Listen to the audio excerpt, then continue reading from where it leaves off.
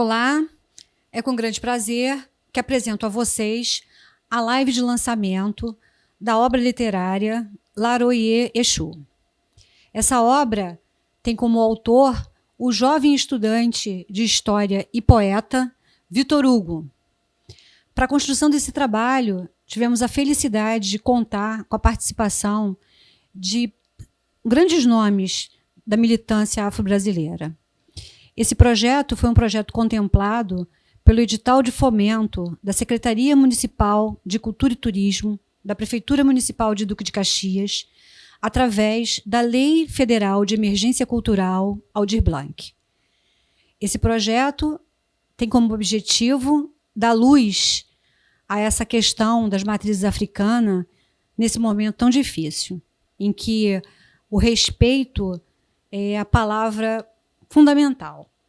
Então, o Vitor Hugo, através da poesia, retrata essa importância desse segmento para a nossa construção cultural. Muito obrigada. Olá, pessoal, tudo bem? Como alguns de vocês já me conhecem da página Pensamentos Filosóficos, meu nome é Vitor Hugo, eu sou poeta e estou aqui iniciando o lançamento do meu livro Laroye Exu. Pedi e peço licença aos ancestrais para começar esse projeto de lançamento do meu livro. O objetivo do projeto foi ampliar e divulgar conhecimentos de matriz africana, com suas narrativas e histórias de origem Nagô-Yorubá, tendo como início o orixá Exu, que nada começa se não tiver a presença de Exu e sua permissão. Exu é o Deus mensageiro da comunicação, das linguagens, do transporte, das transformações, das mudanças, das desconstruções, das inovações, das reinvenções, das quebras de tabus e respeito ao mesmo tempo aos tabus. Nada pode começar, sem antes passar e ter a permissão de Exu. Por isso ele foi escolhido para iniciar o projeto dos livros, homenageando cada um dos orixás. Ele vai ser o primeiro. O nome do livro, como eu disse anteriormente, Laroye Exu. Temos uma cultura de matriz africana tão rica, mas ao mesmo tempo nos foram trazidos de uma forma tão cruel, tão sanguinária, através de morte, de escravidão, à base de uma travessia forçada e sofrida. O culto aos orixás é uma forma de resistência que nos foi herdada através dos nossos ancestrais africanos, trazidos do continente africano. Muitos, ao mesmo tempo, nem saíram do continente africano. Muitos outros morreram na travessia do Atlântico, tendo como seu único e último testemunho o mar, o Oceano Atlântico. Uma travessia forçosa e sofrida. Chegados dessa viagem sem retorno. Outros caíam em terras distantes de sua linearidade. Muitos outros morriam aqui nessas terras que foram chamadas de Brasil, sem nome, sem identidade, sem parentesco, sem direito a um funeral, que era por direito digno de sua cultura e sua família, de seu povo.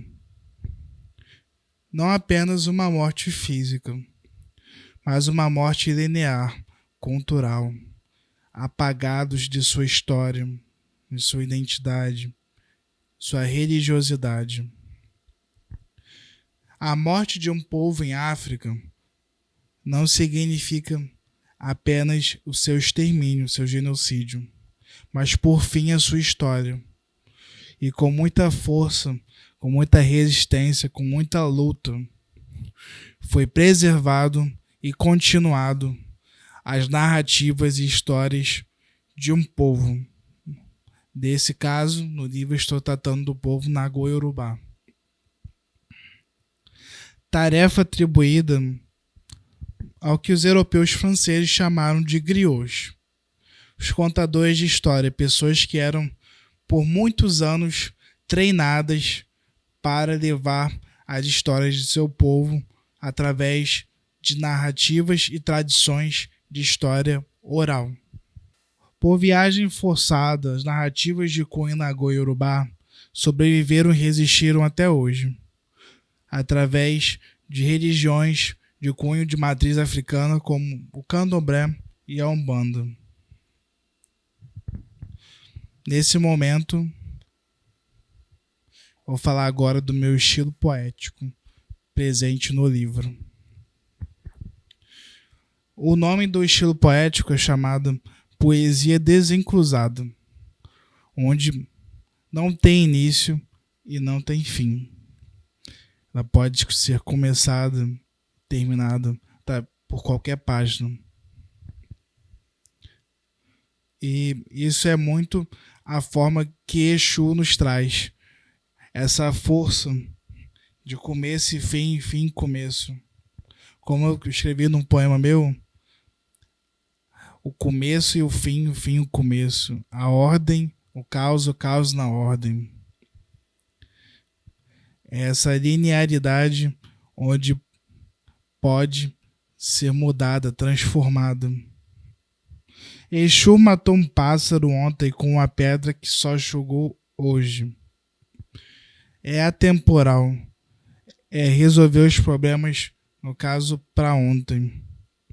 É algo que, através da literatura, da poesia, é divulgada e repassada de uma forma diferente, transformadora.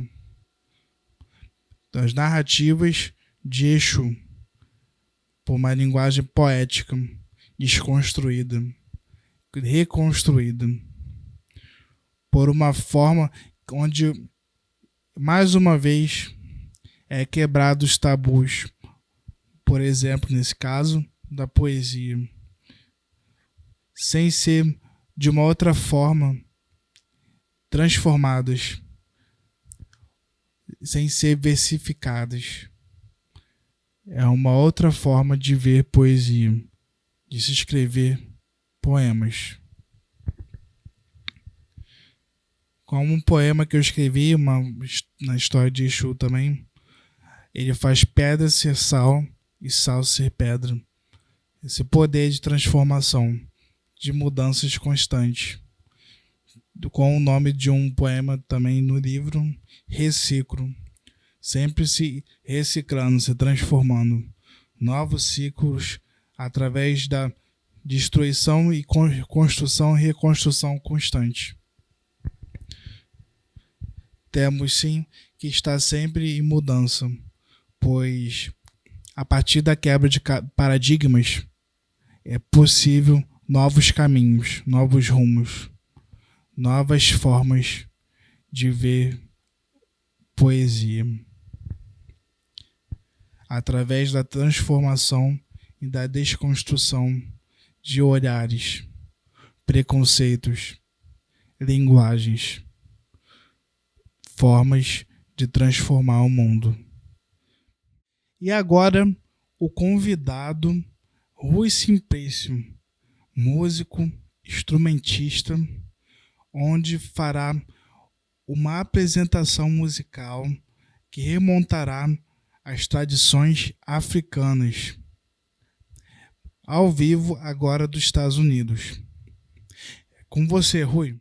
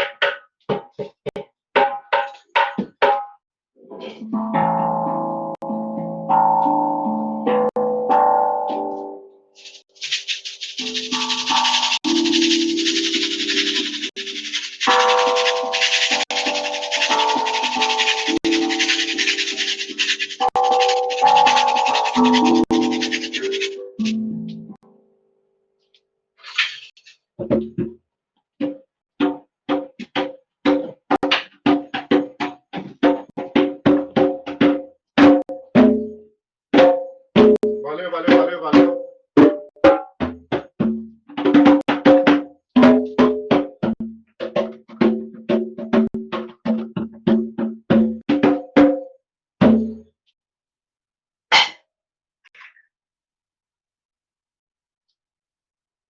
Obrigado, obrigado, obrigado.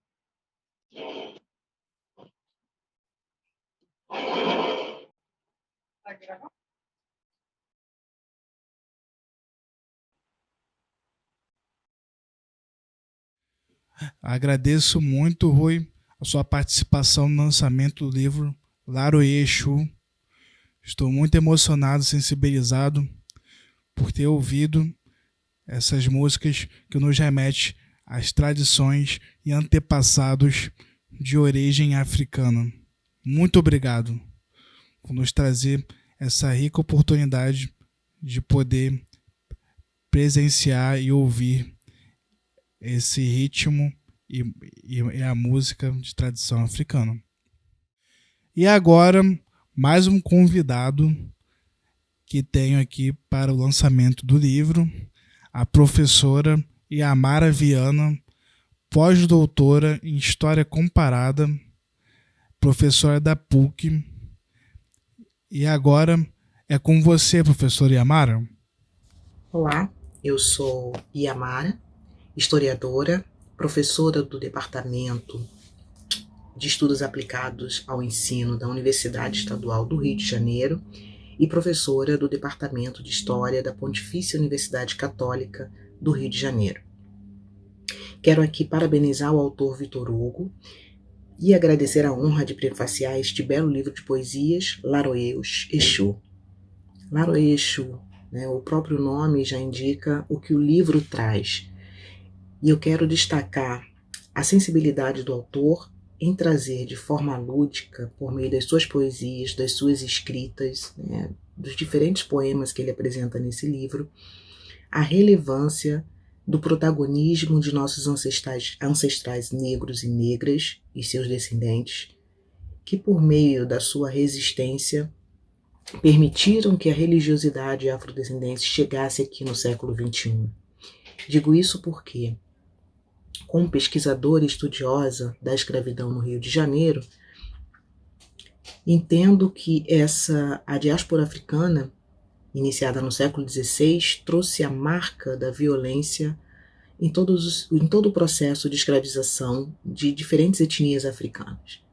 Essas etnias que aqui chegaram foram despojadas, retiradas de seu lugar, da sua terra, do seu continente, retiradas de suas famílias, e nem por isso aceitaram aquela escravização que lhes era imposta.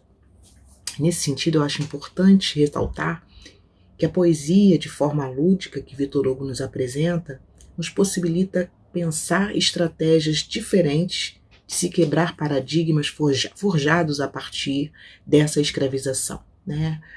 A diáspora africana trouxe diferentes etnias com diferentes dialetos, diferentes linguagens, diferentes culturas, diferentes religiosidades, diferentes visões de mundo, cosmovisões, e eles conseguiram chegar aqui, sobreviver a esses mais de 350 anos de escravização, e mais do que isso, foram protagonistas das suas próprias histórias.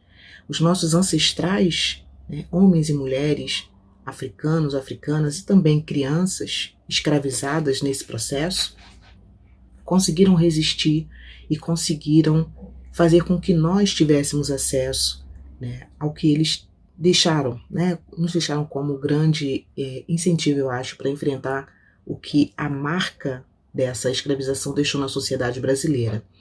Não só o racismo, mas também a desigualdade. A violência pauta todo esse processo.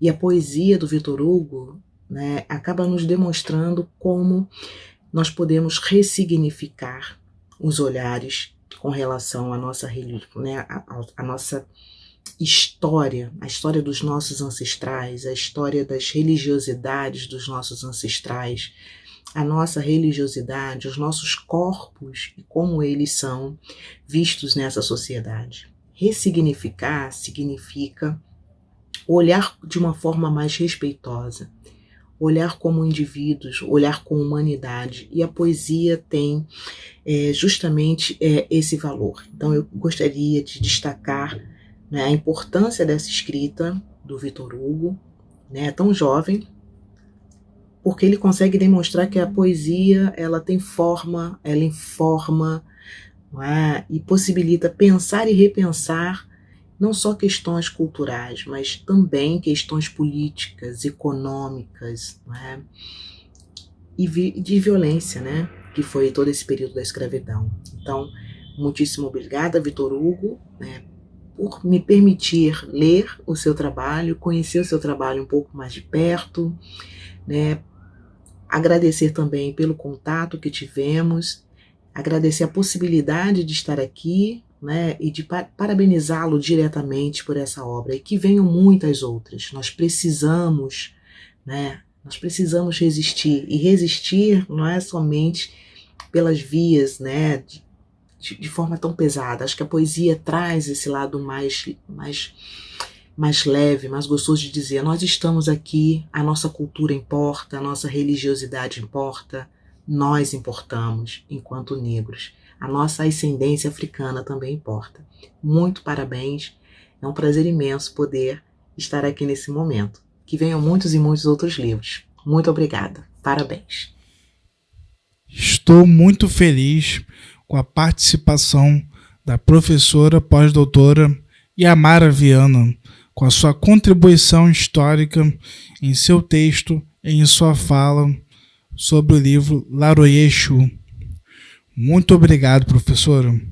Nos trouxe essa perspectiva histórica, sociológica, a respeito da escravidão, da travessia do Atlântico, tão sofrida, tão cruel, o qual nos remeteu também ao trabalho do livro Laroye Exu. Muito obrigado, professora.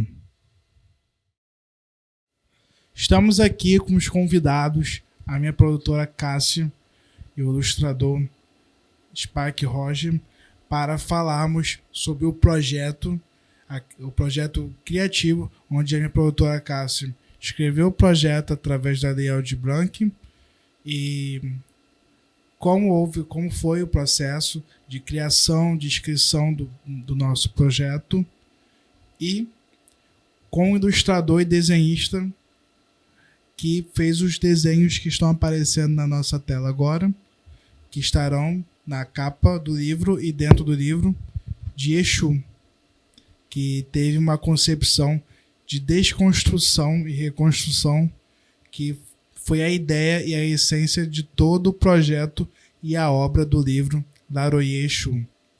Agora eu vou passar a palavra para a minha produtora Cássia Ferreira, onde ela fala da descrição do projeto, como foi o processo criativo, processo de inscrição e todo esse processo e ciclo que teve até hoje nessa data de lançamento do livro Laroye Exu.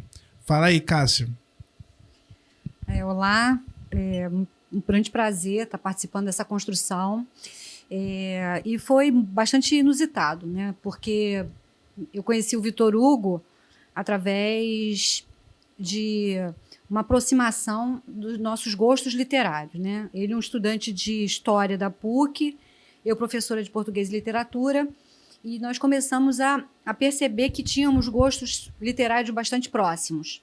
E ele conseguiu, num determinado momento, ficar mais desinibido e me mostrar algumas obras que ele tinha escrevido, algumas poesias, né? Ele iniciou me apresentando algumas poesias, e dentre as poesias, uma sequência de poesias tratando das matrizes africanas. Uma cadeira que ele estava estudando, que ele estava se qualificando na faculdade, e ele estava com muito material, escrevendo fortemente, uma produção bastante ativa, principalmente das matrizes africanas. E, paralelo a isso, enquanto produtora, a gente vinha acompanhando o desenvolvimento da Lei Aldir Blanc. E foi quando eu chamei o Vitor e falei da possibilidade de a gente escrever todo esse material que ele já vinha produzindo numa obra, né?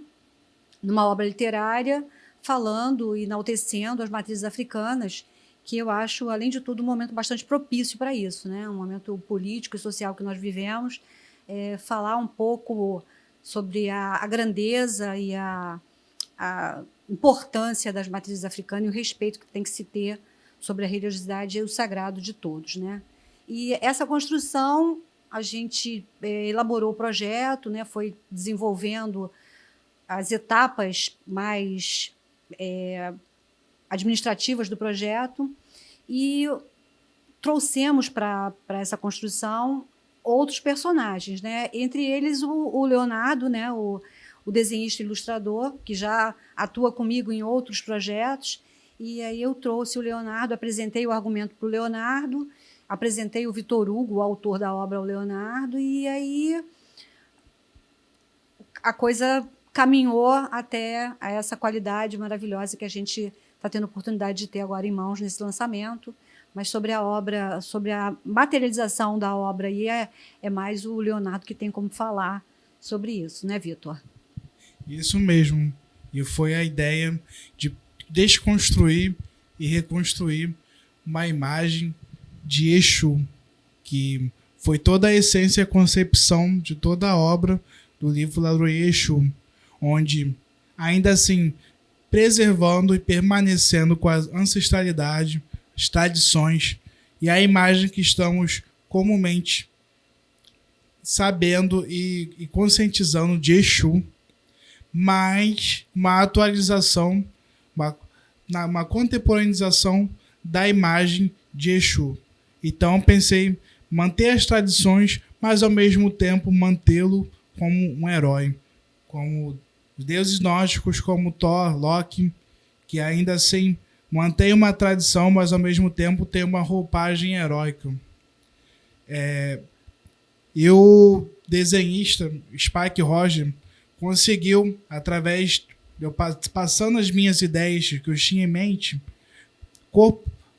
materializar todo esse processo que estava idealizado sobre Exu. Fala um pouco, Leonardo, como é que foi a construção desse Exu herói que eu passei e transmiti de ideias que eu tinha sobre ele. Oi, pessoal, tudo bom? Então, a primeira parte do processo foi pegar esse briefing todo que o Vitor passou e ter imagens, é como se eu tivesse que enxergar através dos olhos dele, o que tivesse na cabeça dele. Eu comprei a ideia, né, logo de cara, né, quando foi apresentado o projeto. Eu achei primeiramente incrível a gente apresentar essa imagem mais heróica, né, de figuras tão importantes que muitas vezes são mal vistas. Eu acho isso importante de falar também, né? Então a gente trazer uma coisa mais heróica, né, mais assim, foi incrível. Eu comprei logo de cara e logo de começo, a primeira etapa a gente se cercar. No meu caso, eu tive que me cercar de muitas referências para que eu não faltasse com respeito, que eu não perdesse toda a tradição, a roupagem original, cores, né, toda essa essência e trazer ele para os tempos de hoje, com uma coisa mais dinâmica, né, e é onde entrou a ideia de transformar ele num personagem meio mangá, bem dinamizado, heróico, né, sem faltar muito com respeito. A gente tomou todo esse cuidado, né, no nosso processo de criação, sim. Né, então isso foi muito importante, foi uma experiência sensacional e que me deu essa honra. Eu estou me sentindo extremamente honrado em poder ter concluído essa capa, né, essa obra, que para mim foi sensacional. Fiquei muito feliz e eu lembro até de ter dito que essa capa é minha. Eu vou pegar esse projeto, vou ficar com ele, eu vou fazer de coração e fiquei extremamente feliz e muito emocionado também quando eu vi o projeto pronto. Acho que todo mundo ficou bem feliz e satisfeito com a conclusão do projeto. Então, assim, a vida de quem faz as capas, de quem trabalha com os desenhos, é isso. A gente acaba se cercando muito de referências, trabalha num planejamento do zero, né? Desde a pose, as cores, a Até roupa. as poses, né? A gente ficou num estudo para ver quais as poses eram mais adequadas, Isso, né? Você a fez gente toda escolheu uma sequência de poses para que a gente escolhesse a partir dessas sequências, né? Sim, E essas foram as escolhidas. Quais que seriam mais sedutoras para uma capa, qual que funcionaria mais. Isso tudo faz parte muito de um processo também planejado e não só que sai do coração assim direto. A gente tem o sentimento, tem toda a ideia e tem um planejamento de como é que a gente vai mostrar isso e captar a atenção das pessoas, do público. E o legal é que teve muito teor acadêmico a respeito da imagem e dos posicionamentos da ilustração de Exu, que eu passei por ilustrador e desenhista Spike Roger, que fiquei muito feliz com o resultado, com os desenhos, e inclusive superou assim, minhas expectativas do que eu idealizava para a capa e para os desenhos do livro. Fiquei muito feliz. De fato, ficamos muito felizes todos, né, com o resultado, não só da parte literária, né, construída pelo Vitor, mas pela a personalização do personagem que foi feita pelo desenhista, pelo ilustrador, o Spike Roger, né, maravilhoso. E a equipe está pronta, que venham outros editais, né, Vitor? Sim, exatamente. E é só o início, como o próprio Orixá Exu, nada inicia, nada começa, se não começar por Exu. Pois do mais novo dos orixás foi feito o mais velho. E assim, todos os trabalhos começam a partir de Exu. nada mais justo do que começar a nossa primeira obra com ele. Muito feliz, muito grato. Gratidão, né? O trabalho da Cássia, o trabalho do ilustrador Spike. E ficou muito bom o trabalho todo, a ilustração, o livro, o projeto, o trabalho todo saiu bem exoesíaco, desconstruindo tudo, bem dinâmico, bem multiverso, como o subtítulo do livro. E é bem isso mesmo, essa desconstrução, essa transformação. É uma nova forma como está no meu livro, a partir das ilustrações, que ganhou corpo a partir das ideias, dos poemas, dos versos, das ideias. Todo o projeto foi construído nessa essência, essa desconstrução, essa transformação, esse teor de mudança, essa quebra de tabus, de tradições. Porque é justamente isso que Exu nos ensina. Quebrar os tabus, as tradições, para assim haver reformulações, mudanças, transformações. Pois assim, o mais novo dos orixás foi feito o mais velho. Vocês têm mais alguma coisa a acrescentar a partir desses comentários, dessa nossa conversa, nosso bate-papo?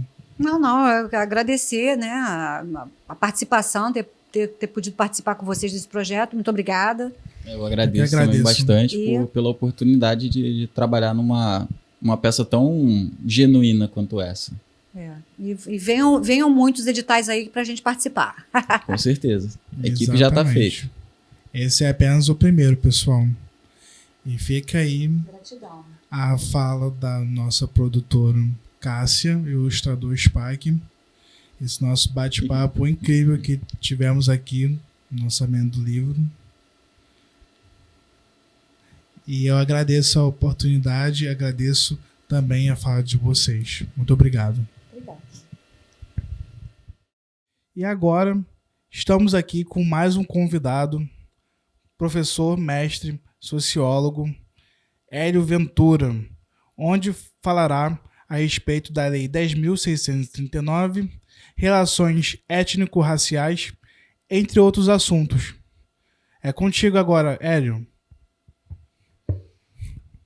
Primeiramente, eu agradeço muito o convite, o Vitor Hugo, por participar desse momento que, com certeza, é um momento grandioso, tanto pessoal, né, de um lançamento de uma obra sua, quanto, né, se a gente for pensar numa perspectiva de coletividade, que, aliás, isso tem tudo a ver com a nossa própria ancestralidade, né, de trabalhar sempre no coletivo, né? Se você quer chegar rápido, você vai sozinho, mas se você quer chegar longe, você vai com muitos. Então, tenha certeza de que é uma conquista pessoal, mas também é uma conquista coletiva para todos nós.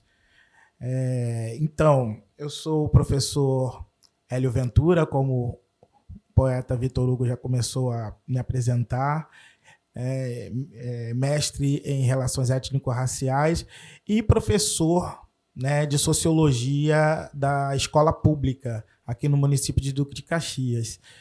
E, além disso, ainda sou, né, músico também. Enfim, e a gente acaba utilizando todas essas, né, linkando todas essas vertentes para a educação antirracista, para a promoção, né, de uma educação que combata as discriminações, que implementem, de fato, a Lei 10.639, né, em conjunto com a 11.645, ou seja, na verdade, né, a LDB, né, implementação da LDB na sua íntegra, né, com essa ideia de trabalhar uma educação antirracista e contra toda e qualquer forma de discriminação. Enfim, eu gostaria de iniciar aqui falando um pouquinho sobre o que me trouxe até aqui, que tem muito a ver com todo esse contexto, né, do lançamento da sua obra, né, que é justamente de desmistificar uma série de visões que existem sobre os nossos elementos culturais e etc. Enfim, narrar aqui uma historinha que aconteceu, né, de uma turma numa escola aqui em Duque de Caxias, uma turma de jardim da infância, e numa escola particular. Mesmo sendo uma escola particular, como é em Duque de Caxias, né, havia ali também, óbvio, alunos negros, sendo que minoria nessa turma, né? 3, 4, 5 alunos de uma turma de 20 alunos. E era a época da festa junina, meio de ano, e aí a professora orientou que os estudantes, né, escolhessem livremente seus pares para poder dançar a quadrilha, né, para poder ensaiarem para poder dançar a quadrilha. E os coleguinhas foram começando a escolher seus pares e tudo.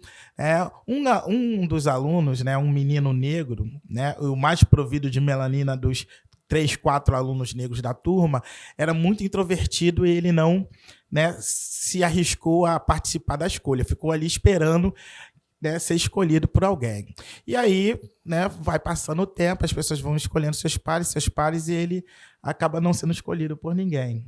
Ele não dançou quadrilha? Não dançou.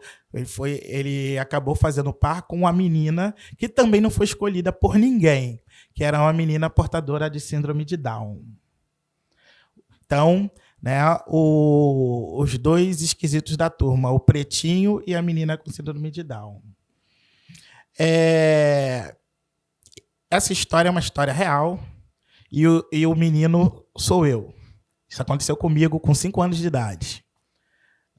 E é uma coisa que, na época, óbvio que eu não sabia o que exatamente estava acontecendo, mas com o passar do tempo, e esse episódio persistindo na minha cabeça, que eu fui, né, compreender o que tinha acontecido. Que era um caso duplo de discriminação.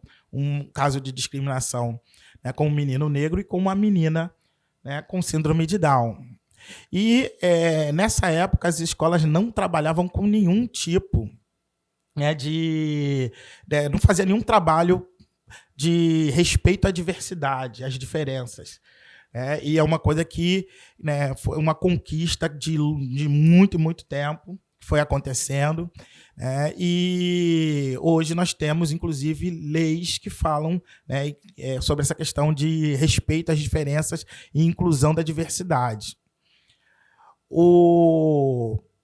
E até a gente chegar hoje, né, na Lei 10.639, né, que fala exatamente sobre isso, sobre respeito às diferenças. Queria ler um trechinho, que isso tudo acabou, né, marcando minha vida e a minha trajetória, inclusive acadêmica, né? Todas as meus trabalhos de conclusão de curso, tanto a monografia da graduação, quanto o TCC da pós-graduação e agora, mais recentemente, a dissertação de mestrado, todas elas falam sobre educação antirracista. E essa questão do respeito à diversidade. Eu queria ler um pequeno trechinho para poder fazer um gancho justamente com a questão da religiosidade. Ainda se referindo a esse episódio que eu acabei de narrar. Naquela época, eram raras as escolas que faziam algum trabalho com alunos sobre convivência com a diversidade, o que hoje vem gradativamente crescendo por força da lei e por esforços de aguerridos e aguerridas, educadores e educadoras comprometidos e comprometidas, e engajados e engajadas. À primeira vista, parece um exagero falar sobre temas tão complexos com crianças na faixa dos 5 anos, mas o revelador episódio nos indica que, na mais tenra idade, já percebemos a existência de diferenças que podem desencadear comportamentos agressivos ou mesmo revelar a semente do racismo. Porém, nem sempre estamos atentos para perceber e preparados para intervir quando isso ocorre. Mas quando notamos, o que podemos fazer? Fingir que não percebemos? Ou pior, fingir que isso não acontece? Ou orientar essa percepção de modo que essa questão não seja interpretada como uma diferença medida em uma linha graduada verticalmente. Pois é. É certo que encontramos docentes e discentes seguros da sua condição de afrodescendentes. Na ausência dessa firmeza, podemos nos deparar com situações distintas por parte dos alunos e das alunas. Temos aqueles que reproduzem essa compreensão distorcida dos fatos e se perturbam com a sua realidade concreta, marcada pela ausência de direitos, e os que adotam atitudes de negação de sua própria origem étnica e também religiosa, enquanto instrumentos de defesa para evitar mais discriminações no espaço escolar. Uma jovem de 13 anos, iniciada na tradição religiosa no candomblé, nos revela sua atitude ou omissão. Abre aspas. Tenho orgulho de minha religião, mas não entro na escola com meus colares e guias. Tenho vergonha e digo que sou católica. Fecha aspas. Esse trechinho, né, que está na minha dissertação de mestrado, está justamente fazendo essa ponte entre educação antirracista e a questão da própria discriminação no espaço escolar. E aí a gente está falando não só da questão, né, do racismo, propriamente dito, mas da questão, né, que alguns chamam de racismo religioso ou intolerância religiosa, enfim, que é justamente essa questão de uma repulsa, muitas vezes até que leva à violência, como agressões físicas, depredação de templos, né? Tudo isso é uma coisa que está, infelizmente, introjetada culturalmente no nosso país. A escola é uma micro-representação da sociedade como um todo. O que acontece na sociedade também acontece na escola. E essas discriminações que ocorrem na sociedade também acabam sendo reproduzidas lá. Essas questões de uma má visibilidade da religiosidade afro-brasileira, isso também acaba sendo reproduzido no espaço escolar. E é justamente nessa perspectiva, né, de combate a essas discriminações que, né, eu e mais uma série de educadores e educadoras no Brasil atuamos para poder fazer uma mudança nesse quadro. E é muito importante isso. E por isso que eu digo e disse no início que a sua obra ela é uma conquista coletiva. Ela não é somente... Ela é também uma realização pessoal, mas ela é mais do que isso. Ela é uma conquista coletiva, porque é mais um elemento, mais um instrumento que chega para somar nesse combate. Eu posso utilizar, né, do seu livro em sala de aula para poder, ao lecionar, né, trabalhar essa desconstrução de estereótipos que ocorre sobre a religiosidade de matriz africana. Então, eu já de antemão te parabenizo pela sua criação, por essa contribuição maravilhosa que você tem dado, e que vai ser, sim, mais um instrumento para a gente lutar contra as discriminações. E a gente aproveita já para poder fazer até um link musical aqui. Deixa eu pegar aqui o violão.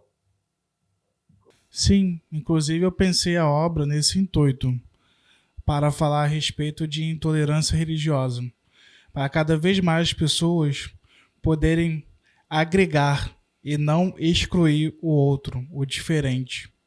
É necessário debates, discussões, cada vez mais falar sobre esses temas. Racismo, história da África.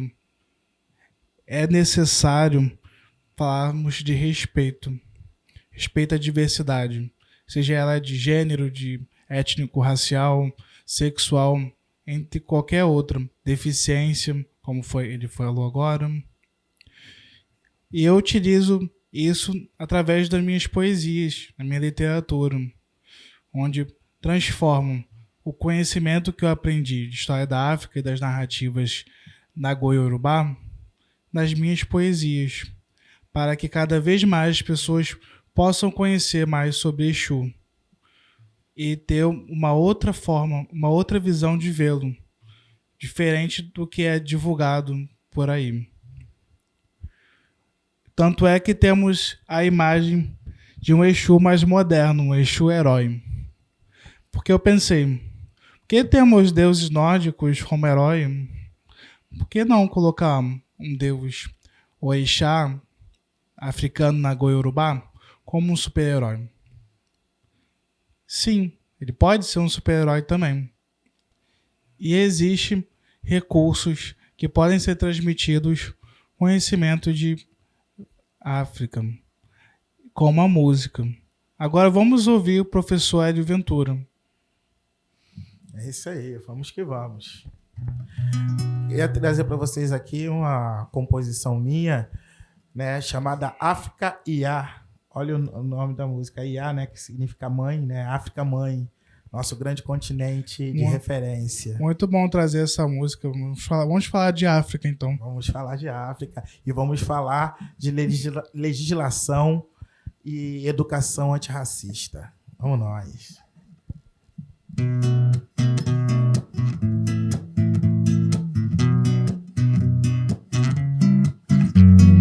África e a origem da humanidade.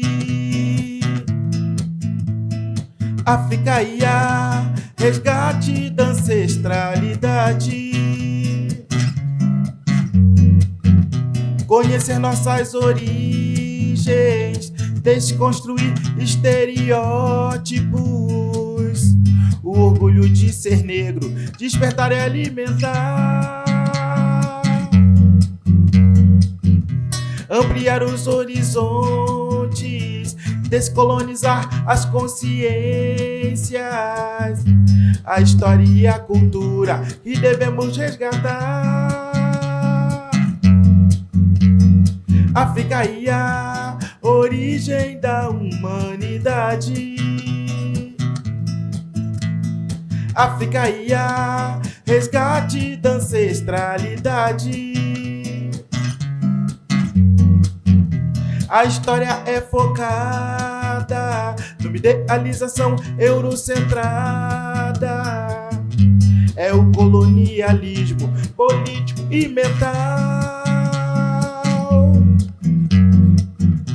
Foram tantas teorias, mitos e ideologias de inferiorização e associação ao mal. Incide sobre a África e os negros na diáspora. O racismo científico, darwinismo social, eugenia, mestiçagem, ideologia do branqueamento, luso-tropicalismo, mito da democracia racial. Até hoje poucos sabem do processo que relega como lugar dos negros a base da pirâmide social. É preciso militância com consistência teórica para melhor combatermos o racismo estrutural. África e a origem da humanidade. África e a resgate da ancestralidade. África e a... Muito bem. Essa música é uma aula pra gente aqui. Isso aí, a gente traz como um referencial mesmo. Inclusive, não posso deixar, né? Tem que fazer justiça, e agradecer muito ao grande ativista do movimento negro e intelectual, Amaury Mendes Pereira, porque essa música eu sempre falo com ele, essa música é uma coautoria dele, já que eu escrevi essa música assim que eu terminei de ler a cartilha escrita por ele, né? Por que estudar História da África, que faz parte da coleção Cadernos SEAP, E ao ler essa cartilha, a música veio. Então é coautoria com ele. Tudo que está na letra da música a gente encontra lá na cartilha. Então, meu abraço a Amaury Mendes Pereira. E podemos perceber a respeito das perspectivas sociológicas, históricas. Muito bem. Eu não tenho nem muito o que comentar, porque a própria música já disse por si só. Tá certo. Até falando, né, sobre essas questões que são colocadas na música, ela está falando,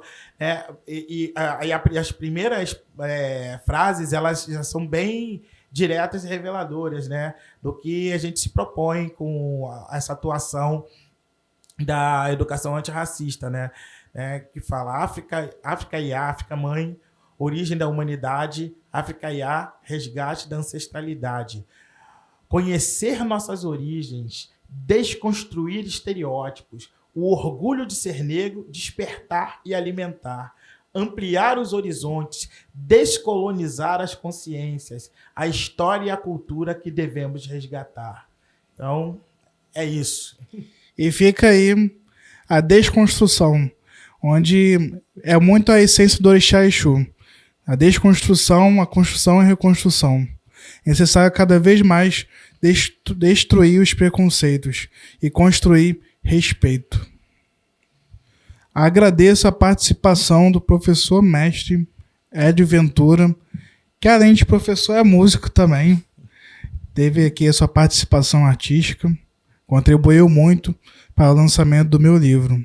Agradeço. Eu que agradeço mais uma vez o convite, poeta V. Hugo. Só para encerrar, gostaria de declamar uma letra também minha, mas em forma de poesia, para poder fazer uma homenagem a essa arte também, que é tão maravilhosa, que é a poesia. De uma música minha chamada Negro Grito. Manda lá. Negro na senzala ou no quilombo, negro na favela, na cidade ou no campo, negro na metrópole ou no interior, negro na diáspora africana no mundo, negro no presente ou no passado, negro foi escravizado, hoje é trabalhador, negro excluído no tempo colonial, negro explorado na era do capital.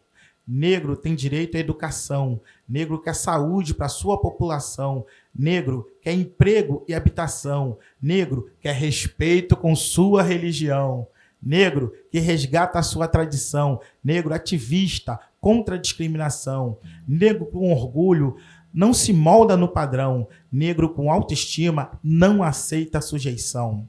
Faça um momento de reflexão, lembre que o negro construiu essa nação e até hoje vive no mais cruel desalento. Ouça um negro grito de libertação. O que eu quero é justo. Queremos reparação, ação afirmativa, liberdade e respeito. Obrigado.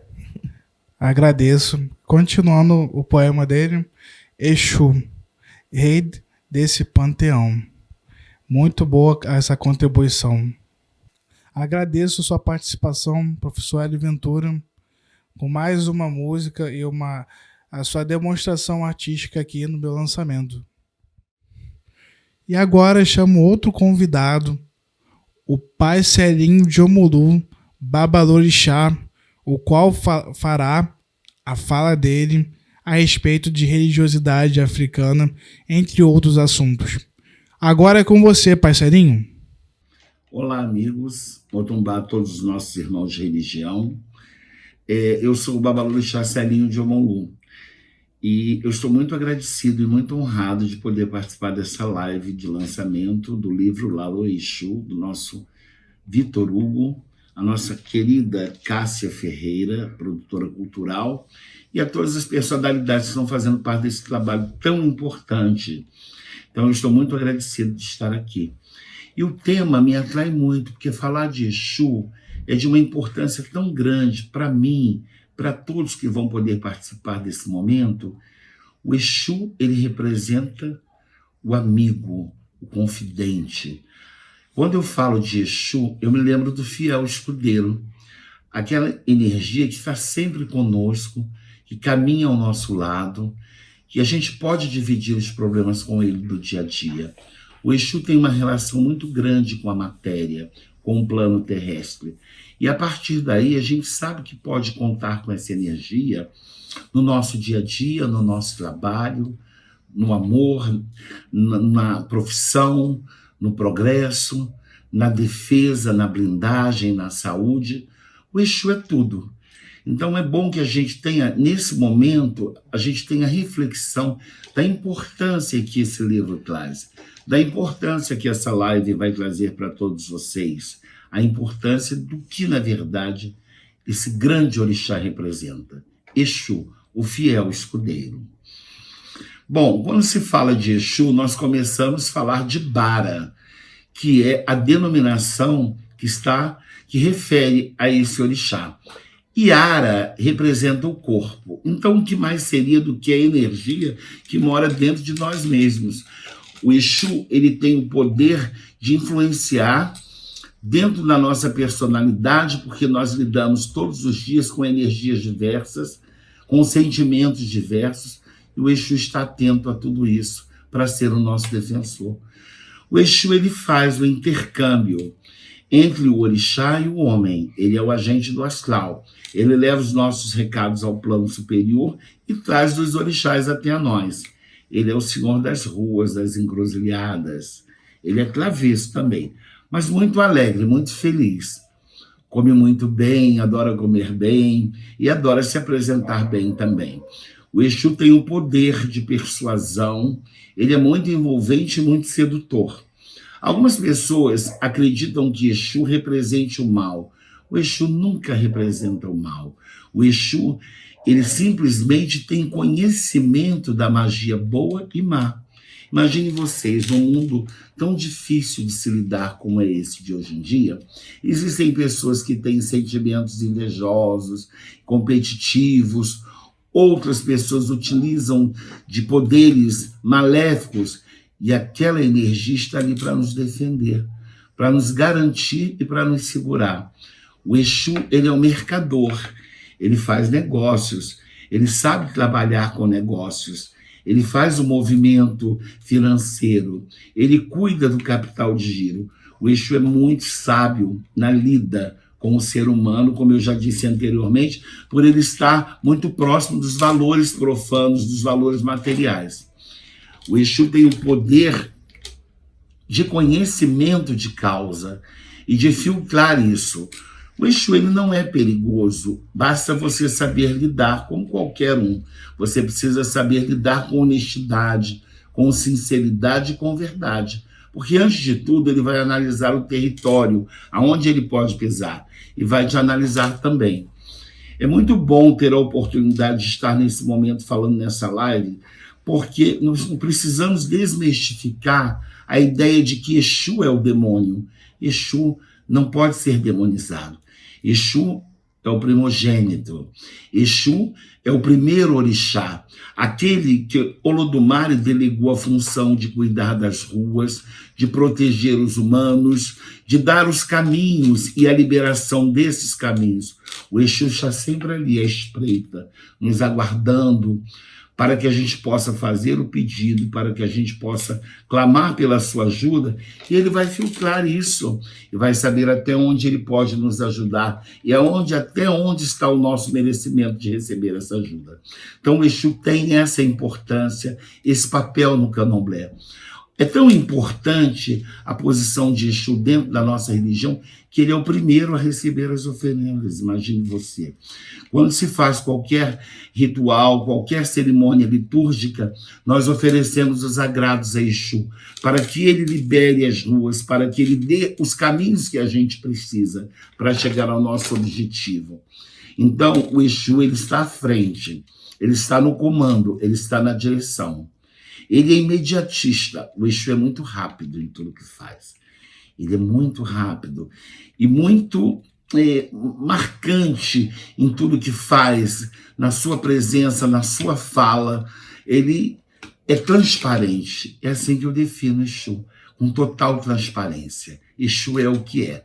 Goste dele quem quiser. mas eu amo Exu e devo muito a Exu, porque eu sei lidar com ele, nós somos muito amigos. Espero que quem não tem ainda essa amizade possa conquistá-la. Vocês vão ter o melhor amigo da vida de vocês. Bom, já que nós estamos aqui entre amigos, eu vou sair um pouquinho desse tópico agora e vou falar de um outro tema muito importante, que é a intolerância religiosa, que a gente já vem lidando com isso há bastante tempo. E é um tema que chegou a ser aterrorizador, porque algumas casas sofreram demais por conta dessa intolerância. A gente tem superado isso a cada dia, com a força dos nossos orixás. Eu tenho certeza que Exu está trabalhando muito nessa questão. Então, esse momento é um momento de bastante reflexão, de que a gente possa, nós que somos líderes religiosos e formadores de opinião, que a gente possa expressar a nossa opinião sobre este momento difícil e de tanta intolerância com a nossa religião, os nossos costumes, os nossos valores espirituais. A intolerância, eu não a considero regional, eu acho que a intolerância tem sido a nível nacional. Em alguns estados mais e outros menos. A Bahia sempre foi o berço dos orixás, porque nós sabemos que tudo começou a partir dali. Lá estão as casas matriciais. Depois do Sudeste, Rio de Janeiro e São Paulo, teve um desenvolvimento muito grande. O candomblé desempenha um papel muito grande nessas metrópoles. E muitos outros estados do Brasil hoje já praticam o candomblé com a sua total grandiosidade, com a sua total maestria.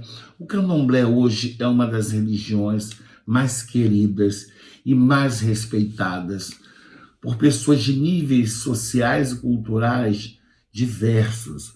O candomblé hoje não é aquela religião tão primitiva o quanto achavam. O candomblé hoje precisa ser reconhecido. E com a graça dos orixás, ele vem sendo respeitado como lhe é de direito. Então, eu moro na Baixada Fluminense, o meu terreiro é em Duque de Caxias, e nos anos 80, eu percebia uma intolerância muito grande sobre o candomblé, a ponto de personalidades, pessoas importantes, celebridades da minha cidade, frequentavam a minha casa de uma forma cuidadosa para que não fossem vistos e nem reconhecidos naquela época. Digamos que em 1986 eu faço um evento muito grande e toda essa sociedade de Duque de Caxias compareceu porque eu tinha um grande amigo e ele era como se fosse um promotor. Naquela época, ele era um divulgador de eventos. Como ele era muito meu amigo, ele falou, olha, Sérgio, eu vou convidar umas pessoas para a sua festa. E convidou. E nesse momento eu fiquei sendo muito conhecido. Explodi, foi uma explosão de curiosidades e de pessoas buscando e querendo saber mais sobre mim, saber mais sobre o meu trabalho. Então, a partir daí, eu fui garantindo um espaço. Mas não que isso me tivesse trago nenhum tipo de benefício além do próprio reconhecimento no município. Mas eu consegui, com isso, conquistar adeptos, pessoas que passaram a valorizar mais essa religião. Então, eu tenho feito esse trabalho na Baixada Fluminense, em Duque de Caxias em especial, um trabalho cultural, um trabalho em que a gente possa informar mais. E, graças a Deus, isso tem sido muito bem superado. Pelo menos na minha região, é óbvio que você tem que estar muito preparado para lidar com essa situação, porque lidar com gente é sempre muito complicado. E catequizar isso é mais ainda. E eu tenho tido esse trabalho, mas um trabalho tão gostoso de se fazer, tão leve, passar a informação, levar a cultura às pessoas, atrair a atenção das pessoas para o nosso trabalho ou para a nossa religiosidade, é muito importante. Eu não tenho dúvidas que possamos superar essa intolerância. Cada dia mais nós estamos avançando mais nisso, porque as nossas bases, os nossos antigos, aqueles que fundaram e que começaram, passaram por momentos muito mais difíceis e superaram. A conclusão que eu tiro de tudo isso, tendo em vista que os nossos ancestrais passaram muitas dificuldades, sofreram muito, desde da escravidão até os dias de hoje, A conclusão que eu chego é que o candomblé veio para o Brasil, as religiões de matrizes africanas vieram para o Brasil para ficar. Ninguém vai acabar com a nossa religião nunca, gente. A nossa história é linda, é uma história de centenas de anos. E o Brasil recebeu o candomblé com a sua alma, com a sua essência. O candomblé enraizou. As religiões de matriz africana representam o Brasil. Eu quero aproveitar bem esse momento para fazer agradecimentos. O livro Laroye Exu, ele representa o próprio Exu, ele vai ser o mensageiro das informações que a gente precisa, ele vai levar até as nossas casas essa mensagem do quanto o Exu é importante para todos nós. E já que é um momento que eu quero fazer agradecimentos, eu quero agradecer a mídia, eu quero agradecer os nossos amigos artistas, formadores de opinião, a todos vocês que têm contribuído com o nosso trabalho através da divulgação das músicas, das interpretações, da forma respeitosa como vocês têm feito isso. Isso para nós tem tido uma importância muito grande. O candomblé e as religiões matrizes africanas tinham os seus muros selados, não abriam guarda para muitas pessoas, e hoje já nós nos conscientizamos que essas pessoas têm uma importância muito grande na sociedade, eles não vêm com o sentido e não com a especulação. Eles querem conhecer um pouco do nosso trabalho e assim poder divulgar para o mundo. Então, essas pessoas merecem o nosso respeito. Eu tenho achado muito construtivo o trabalho que tem sido feito através de muitas personalidades e de muitas celebridades sobre o candomblé, sobre os orixás. Quando isso é realmente feito com todo respeito, merece os aplausos. Então, ficam aqui os meus agradecimentos a essas pessoas brilhantes que têm ajudado muito e contribuído muito com o crescimento da religião. Bom, tudo que é bom dura pouco, né? E agora eu vou ter que deixar vocês aqui com uma mensagem de amor, de paz, de esperança e de perseverança. Vamos perseverar, vamos seguir em frente. A fé é a nossa principal condição.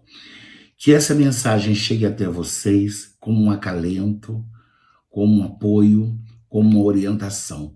Vamos confiar nos nossos orixás. Vamos acreditar no poder que eles exercem nas nossas vidas. Eu creio, e por crer eu confio, e por confiar eu sigo. O amor está entre nós, o amor está no ar, e os orixás também. O orixá é a natureza viva, e nós convivemos com a natureza. Os nossos orixás se comunicam conosco todos os dias, eles dançam conosco, eles convivem com a gente. Então, obrigado a todos que puderam estar aqui presentes, assistindo esse trabalho tão lindo. Recebam esse livro com todo o amor que ele tem para oferecer. E recebam a minha mensagem com todo o amor que eu tenho para dar. Obrigado a todos vocês, que o Obaloaiê abençoe a todos e que Exu continue sempre o nosso guardião e o nosso fiel escudeiro. Tivemos a participação do Pai Serinho de Omulu. Agradeço pelos seus conhecimentos sobre religiosidade africana.